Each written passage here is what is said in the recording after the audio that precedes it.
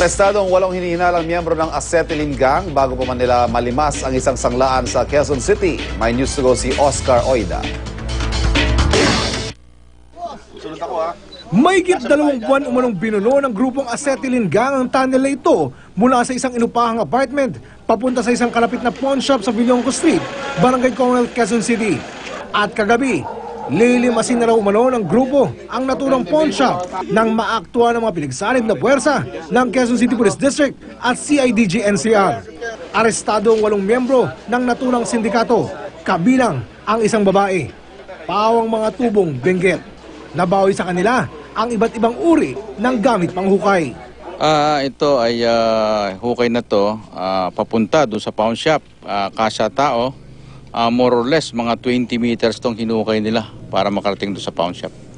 Modus umano ng grupo ng mga upahan sa mga apartment o kwarto malapit sa mga target nilang pawn shop. Magagawa sila underground papunta sa pawn shop kung saan bubutasin nila yung kung saan yung bolt kukunin nila. So, kala mo walang nangyayari. Sa labas, kung titingnan mo, walang nangyayari. Pero, discreetly, nakukuha na nila lahat ng laman na alahas ng pawn shop. At para di magduda ang mga kapitbahay, ang mga nahukay na lupa, imbis na ilabas ng bahay, isinisilid sa mga sako at iniimbak sa loob ng paupahan. Kasi tuwing dumadaan ako, pinapakiramdaman ko rin sila. Yung iba naman nasa labas, hindi ko alam na napakarami na pala nila ngayon. Kasi ang kausap ko lang 2. Tapos yung lumalabas lang dyan na nakikita ko, 2 lang din na tao nila. Yung ipinapakiusap ng engineer. Ay ma'am, sabi niya, meron 2 tao ako dyan, napupunta, ganyan-ganyan. Yung pala, ang dami-dami na nila. Ayon sa mga otoridad, nabuking nila ang plano ng grupo matapos nilang maaresto ang isa sa mga kamiyembro nito noong nakaraang linggo. Actually, tulong-tulong to. Hindi namin kakayanin to kung kami lang.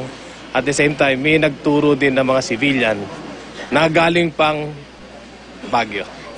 Ang sindikatong Acetylene Gang ayon sa mga pulis, notorious umano ang operasyon, di lamang sa Metro Manila, kundi sa iba't ibang sulok ng bansa. Oscar Oida, GMA News.